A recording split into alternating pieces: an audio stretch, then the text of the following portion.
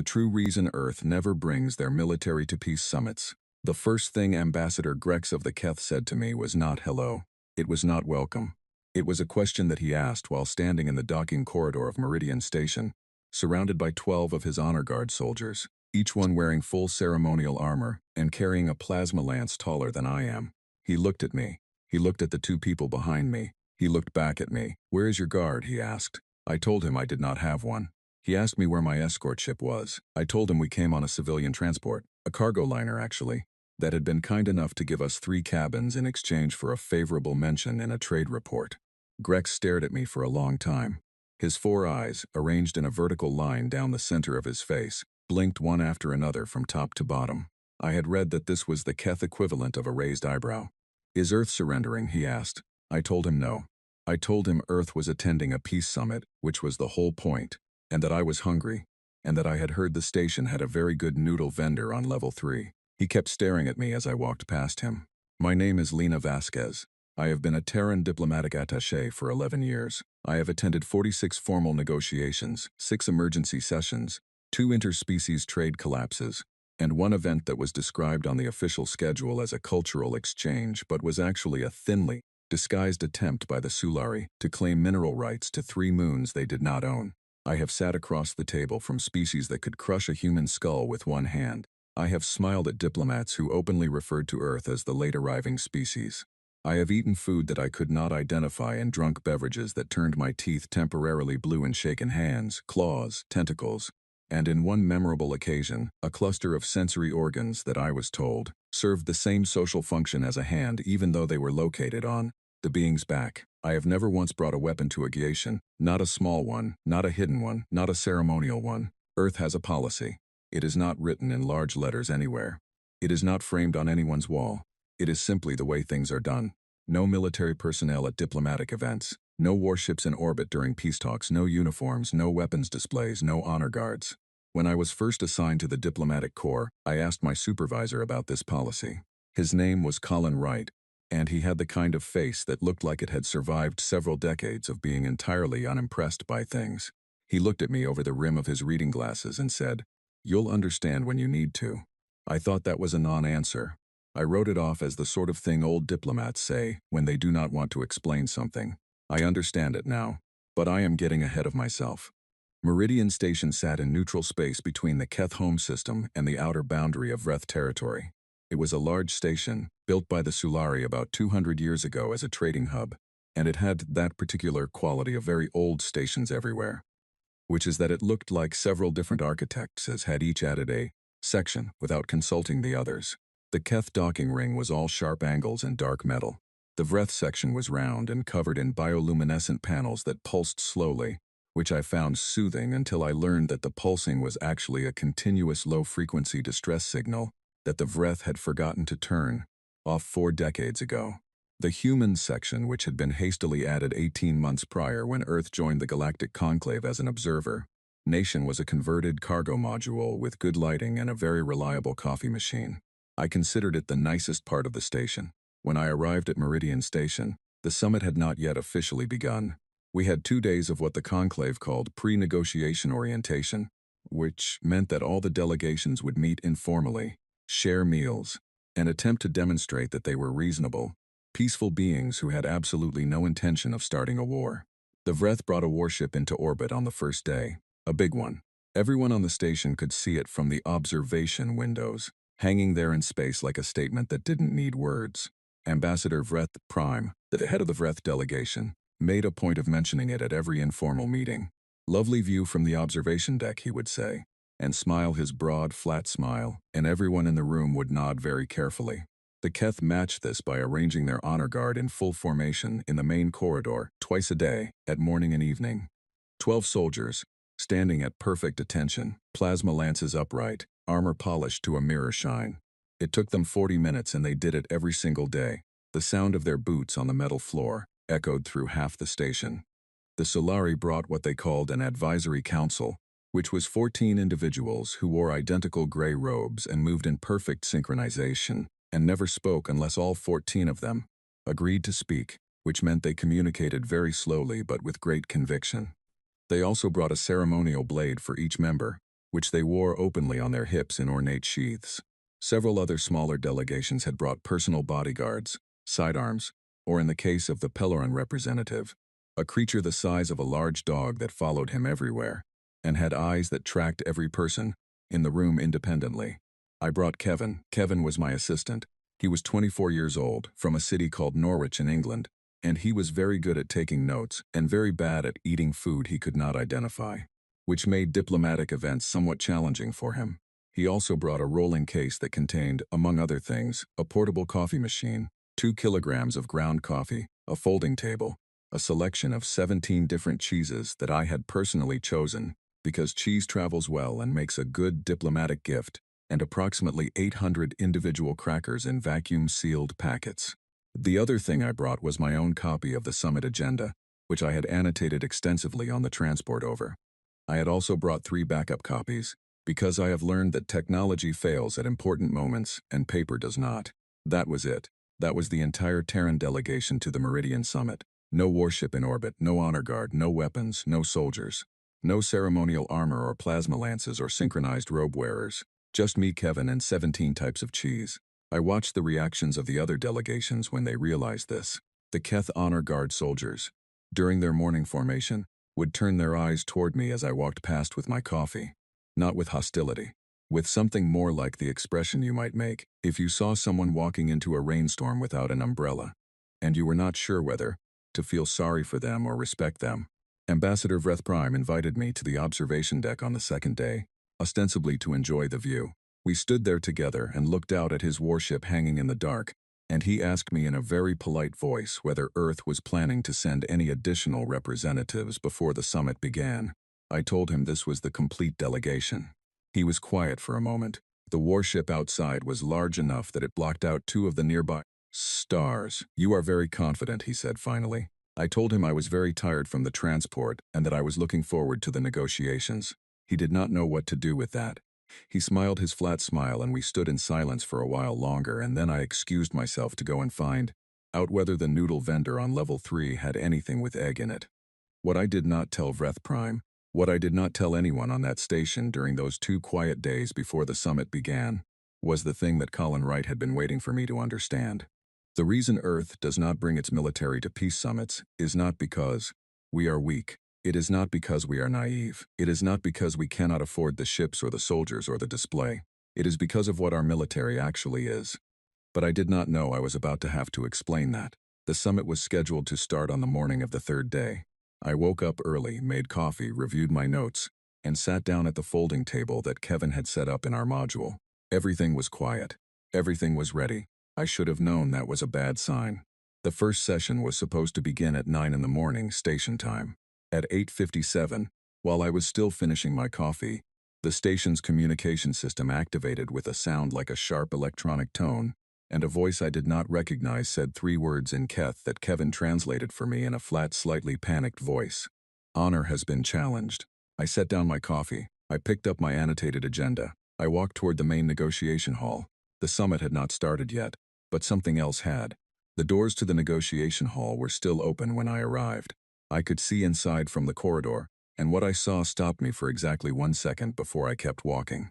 The hall was a large, circular room with a central table large enough to seat 30 representatives.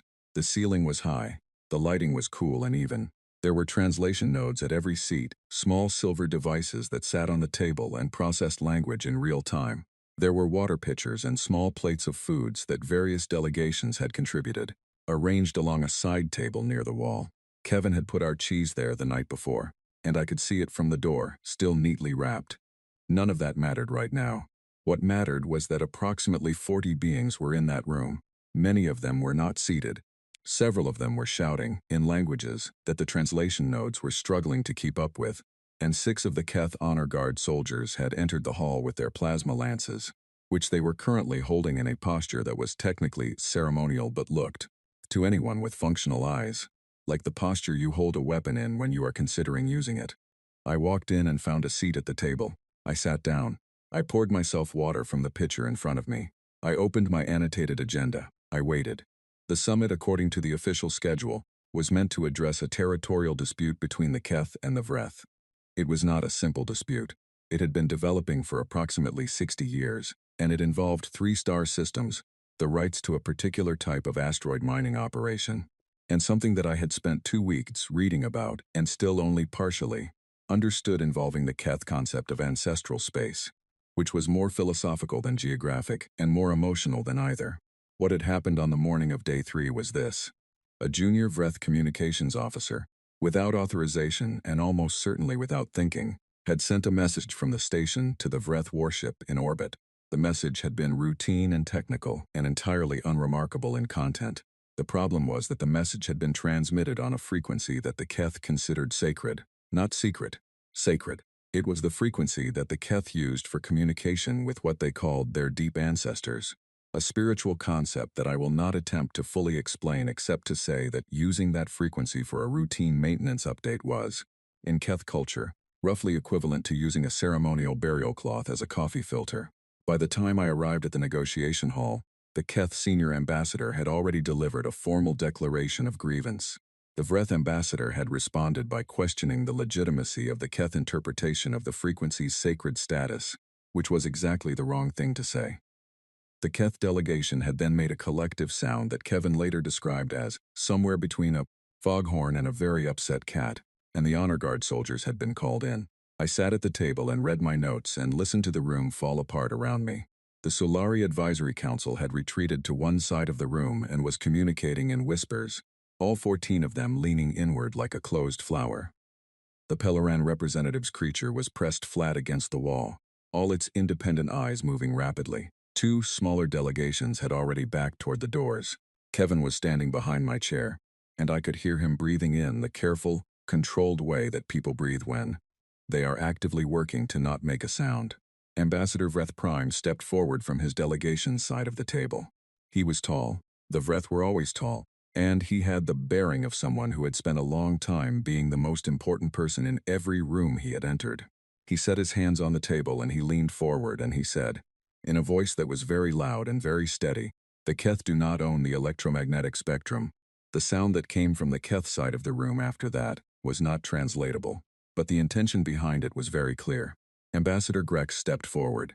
He was the senior Keth representative, and he was shorter than Vreth Prime but broader, and his 4 eyes were all fully open and all focused on the same point, which in Keth body language indicated either extreme concentration or extreme anger.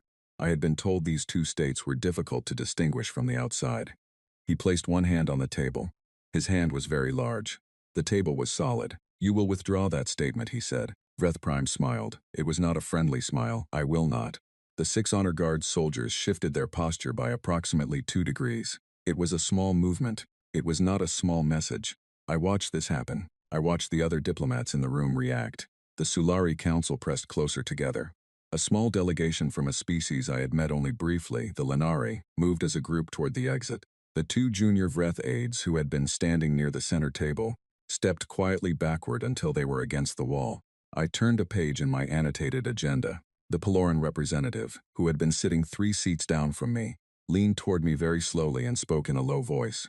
"Ambassador Vasquez, I think we should move to the secondary chamber." I looked up from my notes. "Why?" He blinked at me. He had 4 eyelids on each eye and they blinked in sequence. "Because the situation appears to be deteriorating."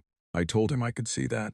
He waited for me to say something else. I looked back at my notes. He stared at me for another moment, and then stood up and moved toward the secondary chamber. What happened in the next 7 minutes was something that I will try to describe accurately, because I think accuracy matters here. It is easy to remember these events in a way that makes them seem more dramatic than they were, or less dangerous than they were. Neither would be honest. The Vreth Prime did not back down. Grex did not back down. The honor guard soldiers did not lower their lances. The Vreth Prime said 3 more things that made the situation worse. Grex said 2 things that made it worse after that. The translation nodes were working at maximum capacity, and the small lights on them that indicated processing load were all solid red. Somewhere behind me I heard Kevin write something down in his notebook. I did not know what he was writing. I assumed it was accurate. At some point, and I did not mark the exact moment, the situation crossed from a diplomatic argument into something that did not have a clean name, but that anyone who has ever been in a room where a fight is about to start would recognize instantly. There is a quality that the air takes on, a kind of held stillness, Like everyone in the room has decided, without deciding, to stop breathing at the same rate. I have felt that quality before. I grew up in a city of 14 million people. I went to school during a period of significant civil unrest. I was once trapped in a transit station for 6 hours during what was politely called a public disturbance, and was less politely a very loud and very physical disagreement between a large number of people with very different opinions. I have sat in emergency negotiations where the word breakdown stopped being a metaphor and started being a description. I recognized the quality in that air. I stood up, not dramatically, not quickly, I simply stood up, the way you stand up when you want to reach something on the other side of the table. I reached across, picked up one of the small food items from the center plate, looked at it, decided it was probably safe and ate it. It tasted like salted cardboard, which was fine. I have eaten worse. I sat back down. Every eye in the room was on me. Grex was the first to speak. He looked at me with all 4 eyes, and his voice, when it came, had lost some of its volume. Not because he was less angry, but because something had interrupted the rhythm of the escalation, and even in the middle of a crisis, the mind notices interruptions. "Ambassador Vasquez," he said. "What are you doing?" I told him I was eating. I asked if anyone else wanted something. I mentioned that we had cheese on the side table, and that it was quite good. Vreth Prime turned and looked at me as well. His expression was something I did not have a translation for. I picked up my water glass and drank from it. The room did not calm down. I want to be clear about that. The soldiers did not lower their lances. The argument did not end. The diplomatic crisis did not dissolve because a human woman ate a piece of food and offered cheese. But the held stillness shifted, just slightly. The breathing in the room changed. Something that had been moving very fast in a very bad direction slowed down by a fraction. And in a situation like that, a fraction is sometimes the difference between what happens next and what almost happened. Grex looked at me for another long moment. Then he said, in a voice that was very controlled, "We require a recess." Vreth Prime, after a pause, said he would accept a recess. The session was suspended. The soldiers did not leave immediately, but they lowered their lances. The Sulari Council unclenched. The Lanari delegation, who had been halfway out the door, came back in. Kevin, still behind my chair, exhaled very slowly. I made a note on my agenda: racist granted, resume afternoon if possible, check on cheese, make more coffee. The room began to empty. Delegations moved toward their sections of the station in tight, quiet groups. Kevin appeared at my side and looked at me with an expression that I had seen on his face before, and that meant he wanted very much to ask me something but was not sure how to phrase it. I told him to go and get the cheese from the side table and also the water pitcher, because I wanted to refill it from the better water in our module. He went to get the cheese. I gathered my notes. I capped my pen. I straightened the translation note on the table in front of me, so that it was parallel to the edge. I was not unaware of what had just happened. I was not calm because I had not noticed. I was calm because I had noticed, and because I had spent 11 years attending situations that had the same quality, and because the thing I had learned over those 11 years was that the most useful thing you can be in a room that is about to fall apart is the thing that does not fall apart. The reason Earth does not send its military to peace summits is not a secret. It is just a reason that takes time to understand. I picked up my annotated agenda and walked out of the negotiation hall. Behind me, the station was already humming with the activity of 40 different delegations, trying to figure out what had just happened and what would happen next. I could hear voices in 3 languages through the walls. I could hear the distant sound of the Keth Honor Guard reforming in the corridor. I walked toward the noodle vendor on level 3. I had a long afternoon ahead of me, and I needed lunch first. The observation deck on Meridian Station was a wide, curved platform on the uppermost level, enclosed in transparent panels that gave a clear view in every direction. At this hour, the nearest star was behind the station, and the view facing outward was deep space, very dark, with the light scatter of distant systems making the edges of the view soft and pale. I went there after lunch because I wanted to think, and because it was quiet, and because the Vreth warship was not visible from this side of the station, which I found restful. I had been there for about 20 minutes, sitting on one of the low benches with my annotated agenda in my lap and a cup of coffee from Kevin's portable machine, when I heard footsteps behind me. I knew from the sound that it was Grex.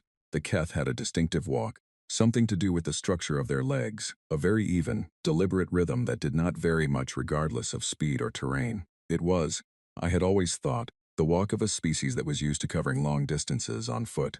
He came and stood beside the bench. He did not sit. He looked out at the view for a while. "You were not afraid," he said. It was not a question. I considered my answer. I told him that was not entirely accurate. He looked at me. All four eyes. I told him that I had been briefly concerned about the cheese, because the climate control in the main hall was warm, and soft cheese does not do well in warm rooms for extended periods. Grex was quiet. I told him that was a small attempt at humor, and that I understood it may not have translated well. He made a sound that was, according to my training, the Keth equivalent of an almost smile. Not quite amusement. More like the recognition of an attempt at something that might become amusing later when the current situation was less severe. In my experience, he said, beings who are not afraid in situations like the one this morning have either not understood the danger, or they are confident that they are the most dangerous thing in the room. I thought about that for a moment. I told him I was neither. He waited. I set my coffee down on the bench beside me. I looked out at the view. I tried to think about how to explain something that I had understood for years but had never put into words for someone who had not grown up with it. My planet has approximately 8 billion people, I said. For most of the time those people have existed, they have been organized into groups. These groups have had different beliefs, different resource sources, different languages, different ideas about who should be in charge of what. These groups have, throughout almost the entire span of our history, been in conflict with each other. Greg said nothing. He was listening. Not small conflicts, I said.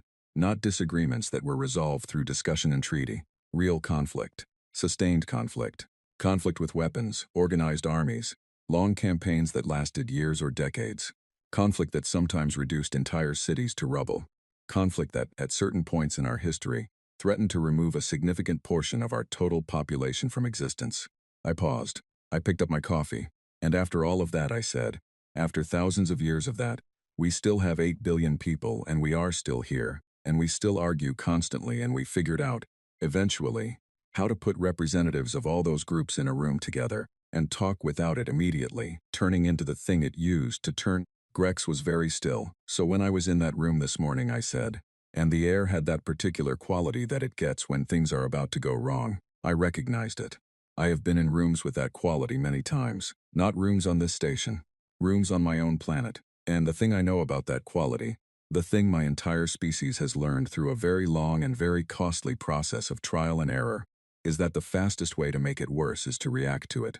Grex turned and looked at me fully, and the slowest way to make it worse, I told him. Do something so ordinary and so unremarkable that it forces the room to re-engage with ordinary reality for just long enough to slow the momentum. He thought about this. You ate something. I told him the something had tasted like salt cardboard. He made the almost smile sound again, and this time it was slightly more developed. We stood in silence for a while. Outside in the dark, a small debris field caught the distant starlight and glittered briefly. Ambassador Vasquez, Grex said, I want to ask you something, and I want you to understand that I am asking it in genuine curiosity, not as a diplomatic maneuver. I told him to go ahead. Why does Earth not bring its military here? I had been expecting this question, not specifically today, not specifically from Grex, but I had known since my briefing that this question would come at some point. It always does, at every summit. Someone always asks eventually. I told him I would try to answer him honestly, but that the honest answer was somewhat complicated. He said he had time. I thought about Colin Wright and his reading glasses and the way he had looked at me when I asked him the same question, 11 years ago. I thought about how he had said, you'll understand when you need to. I understood now, and I was going to have to explain it to someone who had never seen Earth, who had never studied its history in the way I had studied it, who had grown up in a species with a single planetary government and a unified military, and a history of expansion that was organized and deliberate, rather than chaotic and contested. I told him to come with me. I had something to show him. We went to our module. Kevin was there, reorganizing the cheese by type in a way that suggested he needed something to do with his hands. He looked up when Grex followed me through the door, and then very carefully resumed his cheese organization, without saying anything. I sat down at the folding table. I pulled out my personal data tablet and brought up a file I had not opened in several months. It was not a classified file. It was not a diplomatic document. It was something I had assembled myself over several years, a kind of personal reference document that I had made, because I found it useful to be able to look at things clearly when I needed to explain them to someone who was encountering them for the first time. It was a record of Earth's military history, not a complete record. That would have taken weeks to review. This was a summary, Key data points, key periods, key numbers. I turned the tablet so Grex could see it. Earth has been a spacefaring species for approximately 120 years, I said. We have been a tool-using species for several 100,000 years. For approximately 10,000 of those years, we have had organized civilizations with recorded history. And for nearly that entire period, we have been fighting organized wars. I scrolled through the document slowly. At any given point in the last 3,000 years of our history, I said, there was at least one major armed conflict happening somewhere on our planet. Usually more than one. Sometimes dozens simultaneously. I showed him some numbers, not to impress him, not as a threat, just because the numbers were accurate, and accuracy matters when you are trying to explain something real. He looked at the numbers. His 4 eyes moved across the screen slowly. These are losses? He asked, pointing to one column. I told him yes. Those were recorded deaths from organized conflicts in a single century.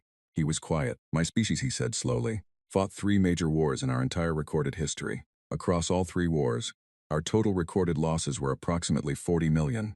I told him I understood. That number, he said, pointing at the screen, is larger than 40 million. I told him yes it was. He was quiet for a long time. Kevin had stopped organizing the cheese. And yet you are here, Grex said finally. And Earth has 8 billion people. And you are a functioning civilization with a diplomatic service, and a trade network, and a seat at the Galactic Conclave. I told him yes. How, he asked. It was a genuine question, not rhetorical. He actually wanted to know. I thought about how to answer it. I thought about all the things I could say. About the development of international law. About the long and painful process of building institutions that could hold disagreements together long enough to resolve them. About the way that humans had gradually, through an enormous amount of suffering and effort, built systems that redirected conflict into forms that were less immediately deadly. I said, we got very good at not dying. And then we got somewhat good at making it less necessary to almost die in the first place. Grex looked at me. That is not a complete answer, he said. I told him it was the truest short version I had. He looked back at the tablet. He looked at the numbers again. Then he looked up at me with all 4 eyes, and he asked the question I had been waiting for. And the military you have now, the current one, if you had brought it here, to this summit, what would that look like? I considered how to answer this. I picked up my coffee. I set it down again without drinking from it. Do you want me to show you what we have, I said. Or do you want me to explain why we did not bring it? Both, he said, in that order. I reached over and changed the document on the tablet. I pulled up a different file. This one was not classified either. But it was not something I had expected to share at a peace summit. It was part of the standard Terran briefing package given to all diplomatic staff. A factual overview, nothing hidden, just accurate. I turned the tablet to face him again. He leaned forward and read. He read for a while. The room was very quiet. Outside the module, somewhere on the station, the Keth evening formation had started. I could hear the distant, rhythmic sound of boots on metal. Grex looked up from the tablet. This is your standing military, he said. I told him yes. And this, he said, pointing to a section near the bottom, this is what you describe as reserve capacity. I told him yes. This is the manufacturing base, yes. And this, he said, pointing to another line, these shipyards, they are listed as civilian. I told him they were. But they can be converted, he said. I told him they had been converted before, during periods when it was necessary. The last time had been some decades ago, during a period of significant internal conflict. But the infrastructure remained, and the knowledge remained, and the people who operated those yards were the same people who had operated them in both configurations. Grex sat back in his chair. He looked at the wall. He looked at the ceiling. He looked at Kevin, who was standing very still near the cheese. Then he looked at me. Ambassador Vasquez, he said, you kept this from us, not as deception, but because showing us would have changed the nature of this summit. I told him that was correct. If you had brought even a fraction of this to Meridian Station, he said slowly, if your warships were in orbit alongside the Vreth ship, if your soldiers were in those corridors beside my honor guard. He stopped. I waited. No one would have focused on the territorial dispute, he said. No, I said, they would not have. He looked at me carefully. They would have been focused on you. Yes, I said, they would have. And we have learned from long experience that when everyone in a room is focused on you as a potential threat, the actual problem they came to solve does not get solved. It gets pushed aside, and it grows. And it comes back later, larger and harder to address. Grex was quiet. Outside, the sound of the formation had ended.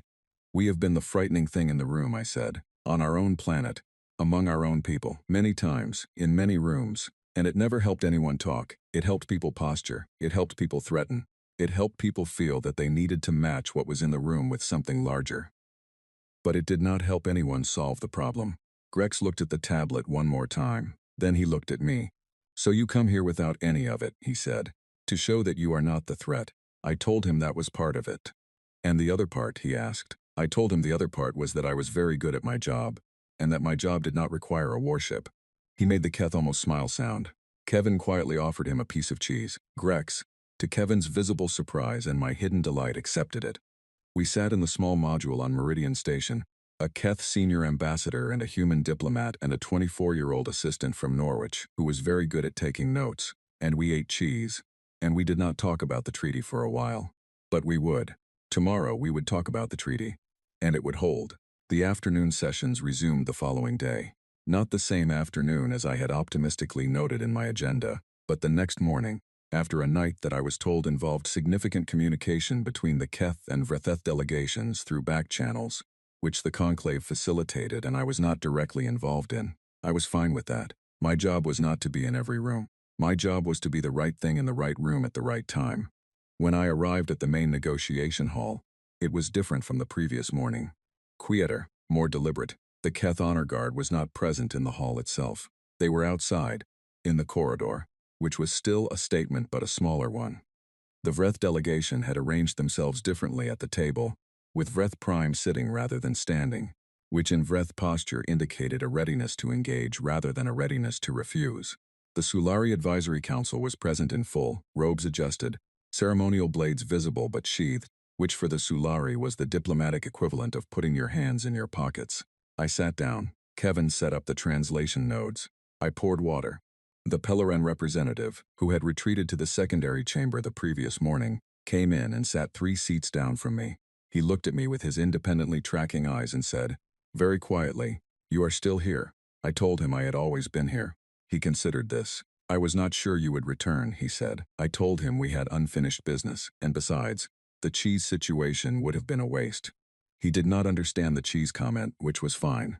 The session began. What followed over the next 2 days was, in my professional estimation, one of the most difficult and most honest negotiations I have ever been part of.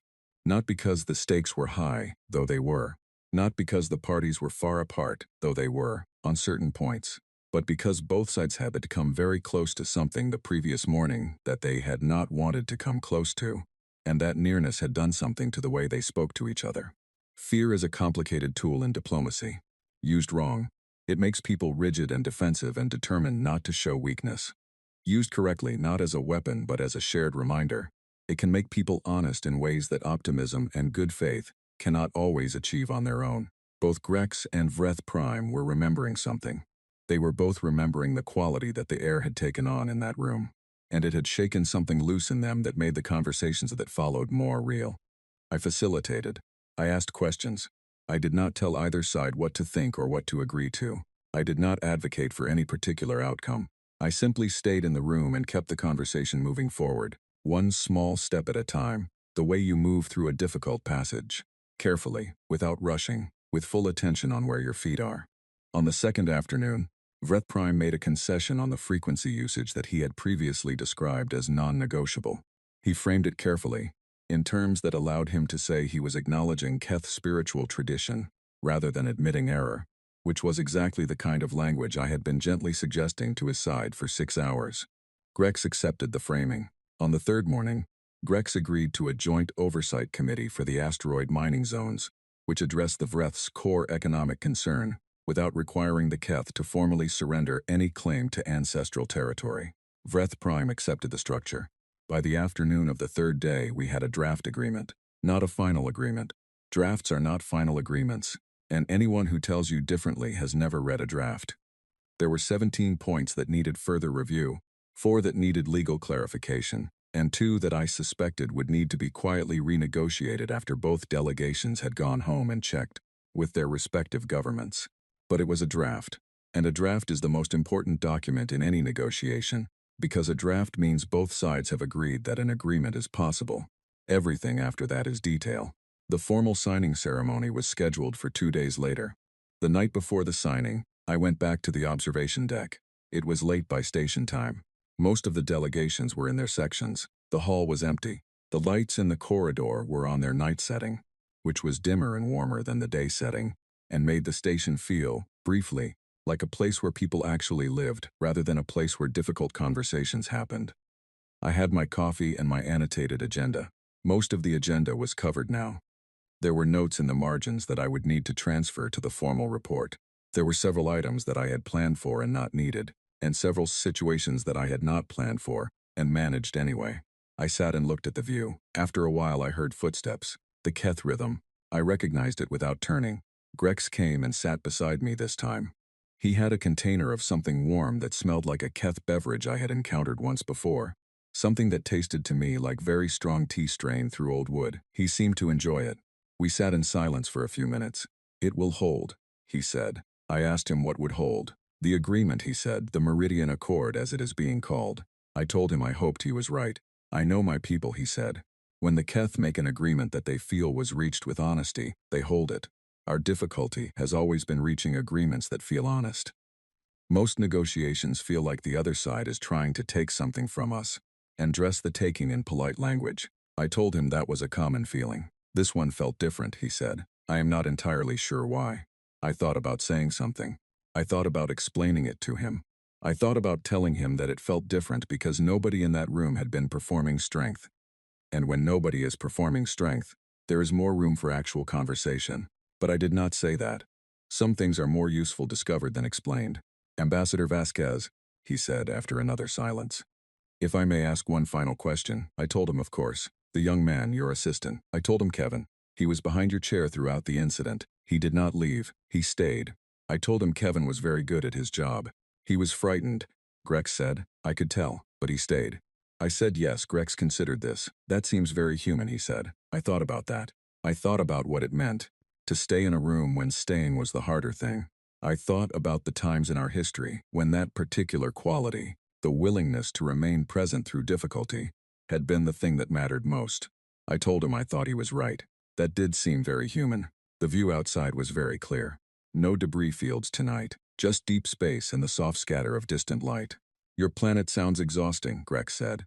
I told him it absolutely was. "And worth it?" he asked. I thought about this for a genuine moment. I thought about 8 billion people, with 8 billion different ideas about how things should be done. 8 billion arguments running simultaneously. 8 billion attempts to solve old problems in new ways. 8 billion moments of stubbornness and 8 billion moments of unexpected generosity. "Most days," I said. He made the Keth almost smile sound. This time it was fully developed. I decided to count it as a real smile. We sat together in the quiet until the station moved into its deep night cycle, and the lights in the corridor outside dimmed to almost nothing. The signing ceremony the next morning was formal and brief. Vreth Prime signed first, Grex signed second. The Solari Advisory Council signed as witnesses in the careful, synchronized way they did everything. Several other delegations signed as observers. I signed as the Terran Diplomatic Observer, which was my official title at this summit. Observer, not mediator, not arbitrator, just observer. Kevin took notes. After the ceremony, there was a reception. Soft drinks and food and the kind of formal conversation that happens when a difficult thing has been successfully completed, and everyone is relieved, but also a little tired and not quite ready to fully relax. The cheese made an appearance.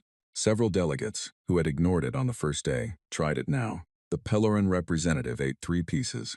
The young Sulari aide, who had tried to pull me toward the exit during the incident, found me near the refreshment table. Her name, I had learned during the summit, was Mirren. She was young, maybe early in her career, and she had the particular combination of intelligence and not quite confidence that I recognized from Kevin and from myself at a younger age. She stood beside me and looked at the room. "Ambassador Vasquez," she said. I told her to call me Lena. She hesitated, then said, "Lena, I have a question." I told her to ask it. "When the incident happened, the first morning, was there a moment when you were afraid?" I considered her honestly. "Briefly," I said. She looked at me with visible relief, as though this answer mattered to her personally. "When?" she asked. I thought about the cheese on the side table. I thought about the water pitcher. I thought about Kevin's breathing behind my chair, and the moment when all 6 of those plasma lances had been in their raised posture, and the room had that quality. When I thought I had run out of coffee, I said. She stared at me. I smiled. She laughed, very quietly, and then pressed her hand over her mouth as though she had not expected to laugh and was not sure it was appropriate. I told her it was fine to laugh. Laughing at relief was a very human thing, and also apparently a very Sulari thing, and probably a very many species thing, and that was worth something. She nodded. She looked at the room again. You made it feel possible, she said. That is what I wanted to say. When everything was going wrong, you made it feel like it was possible for it to go right. I did not understand how, and I still do not fully understand it. I thought about what to tell her. I thought about 11 years of annotated agendas and 46 negotiations and cheese and coffee and sitting in rooms that had the quality and not leaving. I thought about Colin Wright and his reading glasses and the thing he had said. You will understand, I told her, when you need to. She looked at me for a moment. Then she nodded. She took a piece of cheese. I watched her go back to her delegation side of the room. Kevin appeared at my elbow. We leave tomorrow morning, he said. I checked on the transport. They have a better cabin available if you want it. I told him the one we had was fine. He nodded. He looked around the room. Then he said quietly, do you think it will hold, the Accord? I told him what Grex had told me. He thought about it. That's not exactly a certain answer, he said. I told him diplomacy was not in the business of certain answers. It was in the business of better questions, asked at the right time, by the right people, in rooms where everyone had chosen to stay. He wrote that down in his notebook. I told him he did not need to write it down. He said he thought he might want it later. I let him keep it. We left the next morning on the same civilian cargo liner that had brought us. The cabins were exactly the same. The coffee was not as good as Kevin's portable machine, but it was acceptable. As we cleared the station and moved into open space, I sat at the small desk in my cabin and opened my annotated agenda to the last blank page. I wrote the date. I wrote Meridian Accord signed. I wrote a few notes about the process, the things that had worked, and the things I would do differently, the questions that had opened doors, and the moments I would remember. Then I turned to a fresh page and wrote one sentence at the top. It was not for the official report. It was for me, the same way that everything I had ever tried to understand about this work had eventually become something just for me, a private record of a lesson that could not be communicated fully in a briefing or a policy document or an official summary. The sentence was this: Earth does not bring its military to peace summits. Not because we are weak, not because we are naive, not because we cannot, but because we are the only species at the table that has sat through enough rooms with that quality to know with absolute certainty that the most powerful thing you can be, in a room full of frightened beings with weapons, is the one who stays seated, pours water, and does not perform the fear. I looked at the sentence for a while. Then I capped my pen. Kevin knocked on the cabin door and told me dinner was available in the galley and that it appeared to be something with noodles, which he was cautiously optimistic about. I told him I would be right there. I put the annotated agenda in my bag. I stood up. I straightened my jacket. Outside the porthole, Meridian Stations was already small and getting smaller, and the Vreth warship was gone from orbit, and somewhere in the dark between the stars, two species that had nearly started a war 3 days ago were flying home with a signed agreement, and possibly a slightly different understanding of why the human ambassador had not moved from her seat. I went to dinner. I had another summit in 6 weeks. There was cheese to pack.